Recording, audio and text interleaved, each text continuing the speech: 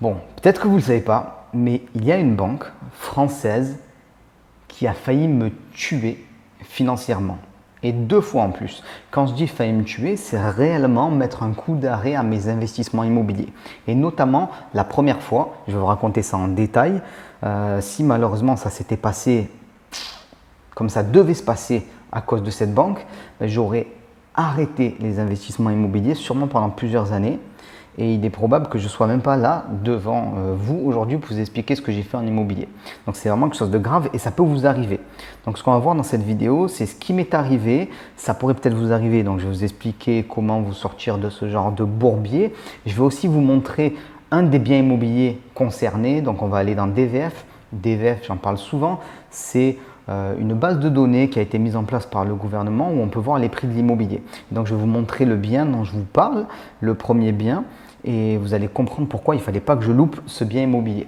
Juste avant de commencer cette vidéo, très important, j'ai un gros message pour tout le monde.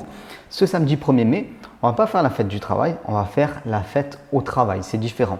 Donc j'ai prévu une grosse surprise totalement inédite pour vous. Donc restez bien connectés sur YouTube, sur Instagram, sur Facebook ou carrément dans les mails privés. Vous avez un lien juste en dessous, regardez ça. Et vous allez avoir une grosse surprise ce samedi. Et maintenant, je vais vous parler de ces 2 fois où j'ai failli mourir financièrement à cause d'une banque française. Alors, quelle est la banque concernée? Je ne peux pas le dire. La seule chose que je peux vous dire, ça va vous donner peut-être un petit indice. Il y a 3 lettres dans son nom. Il y en a plusieurs comme ça, mais voilà. Donc, je vais vous parler d'abord de ce premier bien immobilier. Donc là, on est sur DVF. DVF, c'est, comme j'ai dit, une base de données mise en place par le gouvernement pour pouvoir connaître les prix de l'immobilier. Et le bien dont on parle, il est ici. Vous le voyez, au 18 rue de Forbin. Donc, je l'ai acheté 80 000 € le 17 décembre 2015. Donc, c'est un 52 mètres carrés. Alors, pour ceux qui ne connaissent pas Marseille, je peux vous assurer que dans le 2e arrondissement, acheter un bien aujourd'hui de 52 mètres carrés, à ce prix-là, c'est très difficile. Et regardez la preuve, juste là, au 18 rue de Forbin, toujours, le 5 décembre 2019, il y a eu une vente d'un bien immobilier qui a la même surface, 52 mètres carrés, donc c'est dans le même immeuble, 157 000 €. Donc vous comprenez que ce bien-là, je devais l'acheter. Moi, je savais qu'il y avait une très grosse plus-value et évidemment, je croyais en mes investissements immobiliers, je savais que ça allait monter. Donc si je n'avais pas fait cet investissement-là, déjà, j'aurais perdu, là potentiellement, on a une plus-value qui est énorme, qui est de l'ordre de 70, presque 80 000 € et les prix vont encore continuer à monter. Donc j'aurais perdu 80 000 € à cause de cette banque, vous imaginez, et pas que ça.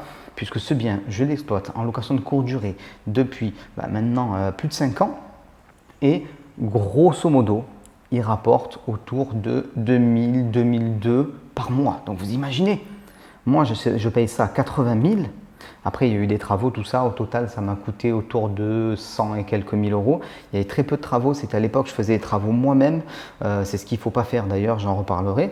Et donc, il y avait assez peu de travaux. Je savais que j'allais payer un truc comme 500 € de mensualité. Et en face, j'allais gagner 2000 €. Donc, c'était la folie. Et cet investissement-là, c'était le dernier que je devais faire en 2015, juste avant de quitter mon job.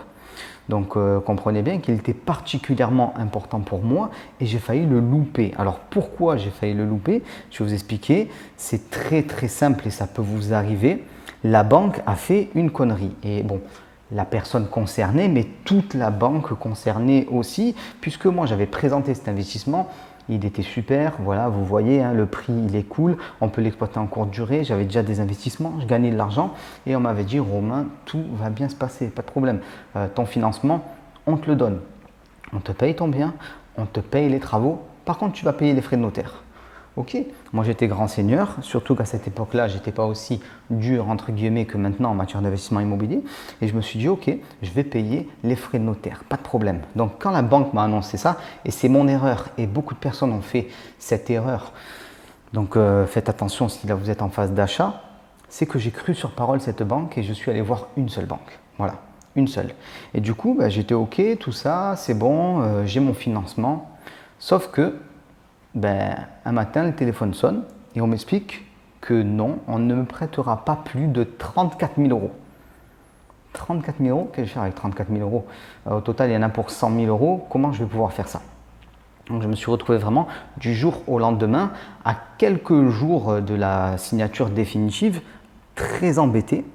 J'avais fait qu'une seule demande. Et de mémoire, je pense que la demande n'était pas trop dans les clous de mon compromis. On peut tous faire des erreurs, malheureusement. Surtout que ce bien-là, je le voulais absolument. Voilà. D'ailleurs, j'en parle de ce bien. J'ai parlé de ce bien dans mon livre Adieu Patron. Donc, si vous voulez voir, regardez Adieu Patron. Vous pouvez voir sur Amazon, sur la Fnac, ainsi de suite. Vous verrez, je donne un petit peu plus de détails. Et du coup, donc ce bien, je le voulais absolument, c'était très important pour moi. La banque me dit, bah, tu ne l'auras pas, sauf si tu apportes grosso modo 70 000 euros. Donc j'étais vraiment embêté. Moi, à cette époque-là, j'avais une épargne autour de 60 000 euros. Donc c'était une épargne que j'avais créée difficilement, puisque à ce moment-là, en 2015, j'avais revendu simplement un bien immobilier, si je ne me trompe pas. Donc je n'avais pas une épargne folle et furieuse. Et j'aurais dû, si je devais faire comme eux me demandaient, dépenser toute mon épargne pour pouvoir obtenir ce bien. Et j'aurais été vraiment embêté.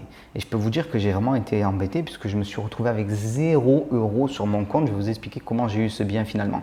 Donc la banque a refusé de me prêter cet argent et je me suis retrouvé embêté. Donc qu'est-ce que j'ai fait?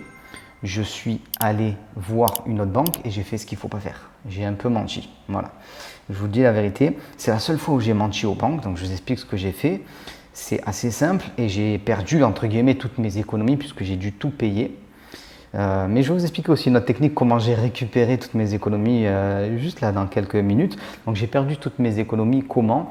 Je suis allé voir une autre banque. Alors celle-là aussi, il y a 3 lettres dans son nom. Et j'aurais dit, écoutez, vous savez que j'ai plusieurs biens immobiliers. Aujourd'hui, j'ai besoin de les rénover parce que je veux les louer en courte durée avec des prix qui sont plus élevés. Donc, j'aurais besoin que vous me prêtiez 50 000 euros pour pouvoir faire ces travaux. Et c'est passé. C'est-à-dire que j'ai demandé un prêt travaux pour l'ensemble de mes biens immobiliers. Et j'ai utilisé ces 50 000 euros et j'ai apporté tout l'argent que j'avais, environ 60 000 euros, pour pouvoir payer le bien. Donc je me suis retrouvé à payer le bien comme ça et avec 0 € dans ma poche. Pourquoi j'ai fait cette chose qui est complètement folle et que je déconseillerais aujourd'hui à n'importe quelle personne que j'ai en coaching? Parce que je savais que c'était ma porte de sortie en fait entre guillemets du salariat et que j'avais besoin d'avoir l'argent de ce bien immobilier pour sortir complètement. C'était à l'époque en location de courte durée, en tout cas mon 5e bien ou mon 6e bien, et ces biens-là en location de courte durée avec très peu de mensualité à payer en face. À l'époque, j'avais environ 1807 € de mensualité. Je dis environ, mais c'est très précis parce que c'est un chiffre qui m'a marqué, hein. C'est le chiffre qui m'a permis de sortir du salariat. Et ça me permettait en face d'avoir 10 000 euros. Donc c'est grâce à ce bien-là que je suis sorti du salariat et grâce à cette chose complètement folle, le fait de perdre toutes ces économies. Mais ce que j'ai fait aussi, ça c'est très important et je l'ai fait plus tard, c'est que je me suis revendu ce bien à moi-même, comme on dit souvent. C'est-à-dire que j'avais ce bien en nom propre, je l'ai payé moi-même, j'ai laissé toutes mes économies et je me le suis revendu plus tard à une de mes sociétés immobilières, histoire de pouvoir récupérer mon cash. Donc j'ai récupéré le cash plus tard, quand ma situation était devenue meilleure et quand les banques étaient à nouveau disposées à me prêter de l'argent. Ça, c'est vraiment un coup dégueulasse qu'une banque m'a fait.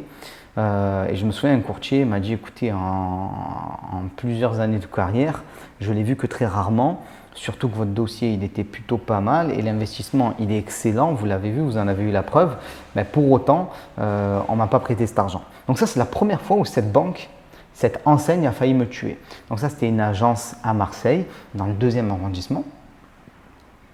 Et cette même banque a failli me tuer une 2e fois. Alors vous allez me dire, ouais mais Romain, en même temps toi aussi tu es stupide.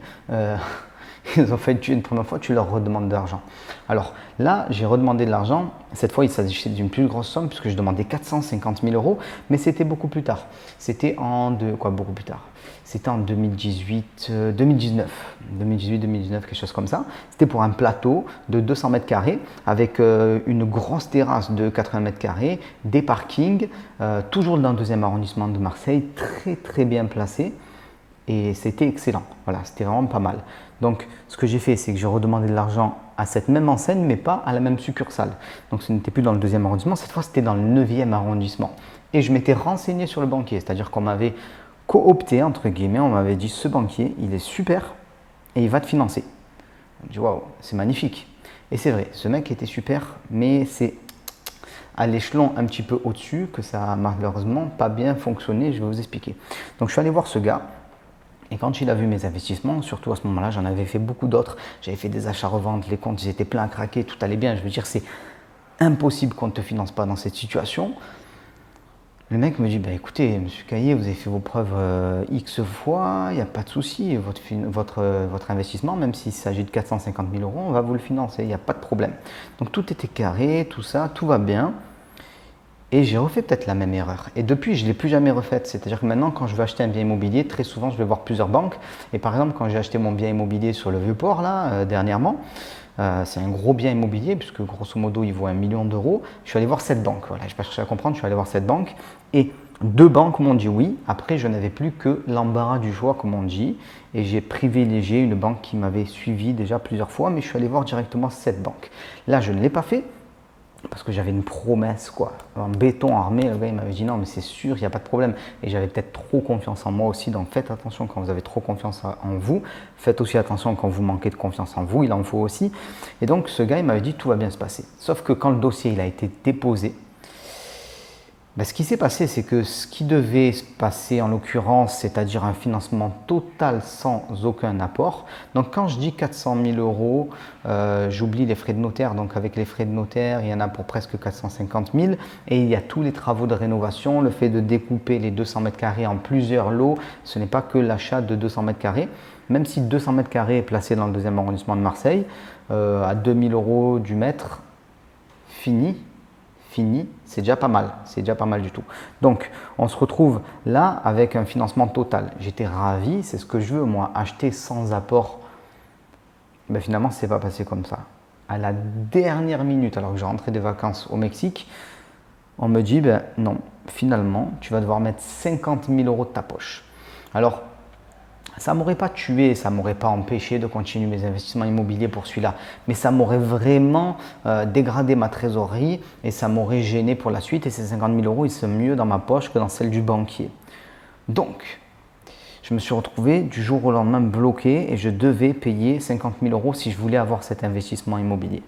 Là, ce qui s'est passé, et je vais vous donner une technique un petit peu particulière, c'est que vous avez fait ce qu'on appelle un achat acte en main. L'achat acte en main, il permet de faire payer les frais de notaire au vendeur. Et de ce fait-là, j'ai pu demander à la banque qu'elle me donne l'intégralité du prix d'achat du bien directement, c'est-à-dire qu'elle a payé le prix du bien plus les frais de notaire, alors que d'habitude, s'il y avait 50 000 euros d'apport à faire, ben, ça aurait été moi qui apporte directement les frais de notaire. Donc, je n'ai pas fait cet apport. Et comme j'avais prévu un petit peu un possible dérapage, j'avais un peu gonflé le budget travaux. Et donc, mon budget travaux, il était beaucoup plus élevé que ce que j'avais besoin. Et comme par hasard, si on peut appeler ça un hasard, ben, ça correspondait au montant qu'on me demandait, c'est-à-dire l'équivalent des frais de notaire, quoi, hein. C'était un petit peu plus que les frais de notaire, c'était 50 000 euros. Et ce qui s'est passé du coup, c'est que je n'ai pas eu à mettre un centime dans cet investissement. Pourquoi j'ai réussi à m'en sortir? Parce que j'avais des techniques. Si je n'avais pas de technique à ce niveau-là, j'aurais été embêté. Voilà, donc il y a des moments où on fait des bêtises parce qu'on n'est pas encore assez expérimenté. Ça a été mon cas pour la première fois. La deuxième fois, j'ai encore fait une bêtise, si on veut, on peut dire ça aussi. Mais en même temps, j'étais pris dans plusieurs achats immobiliers, projets d'expatriation, beaucoup de choses. Donc des fois, tu es moins rigoureux quand tu fais beaucoup de choses à la fois. Et si vous me suivez, vous savez que je fais quand même pas mal de choses à la fois. Donc parfois, tu es un peu moins rigoureux. Mais comme j'avais anticipé en gonflant un peu le prix des travaux au cas où, ben, j'ai pu retomber sur mes pattes. Donc des techniques comme ça pour retomber sur ses pattes, il y en a énormément et vous devez les connaître en matière d'ingénierie financière pour se faire financer et pour éviter que la banque vous tue ou ne vous mette devant le fait accompli. Il y a beaucoup de méthodes. Sachez une chose, ce n'est pas rare du tout qu'une banque change d'avis. Voilà. Ça peut être au niveau de l'enseigne directement, voilà, donc vous avez une banque qui change d'un coup ses modalités et vous êtes parmi les gens malchanceux. Ça peut être la direction, ça peut être le conseiller, ça peut venir de n'importe où. Je vais même faire des confidences d'un banquier, d'ailleurs de cette banque qui en l'occurrence m'a demandé 50 000 euros alors que ce n'était pas convenu comme ça. Il m'a dit écoutez, monsieur Caillé, vous savez, si jamais ma direction, il y a un problème dans le couple de la personne concernée, peut-être qu'un jour elle ne voudra pas prêter. Donc ça veut dire quoi? Ça veut dire que la vie personnelle des gens et leur état d'esprit, il peut vous affecter vous. Donc il suffit que le gars il se soit mal levé, il s'est levé du mauvais pied le matin, et peut-être que votre financement, vous ne l'aurez pas comme il faut. Donc ça, il faut comprendre qu'on est aussi confronté à un facteur humain, et c'est nous, en tant qu'investisseurs, qui devons maîtriser ça pour éviter de se retrouver tués financièrement, parce que je connais beaucoup de personnes qui se sont retrouvées voilà, avec de bons investissements et complètement bloquées du jour au lendemain, à cause de la banque, mais au final à cause de eux-mêmes, puisqu'ils n'avaient pas la méthode, les techniques, les connaissances nécessaires pour pouvoir rebondir, et ils n'avaient pas anticipé assez bien. Donc c'est pour ça que je voulais vous parler de cette histoire. Apprenez au maximum, formez-vous, anticipez, et vous n'aurez jamais ce genre de problème. D'ailleurs, je l'ai dit en début de vidéo, le 1er mai, ce samedi, je vous réserve une grosse surprise. Ça va vous permettre de vous former à un coût qui est extrêmement réduit. J'ai jamais fait ça, c'est nouveau, vous ne connaissez pas. Voilà, que vous ayez vu mes vidéos, que vous soyez abonné à mes emails depuis longtemps, vous ne connaissez pas ce que je vais vous proposer ce samedi 1er mai pour faire la fête au travail. Donc on se retrouve samedi et je vous dis à très vite. Ciao tout le monde!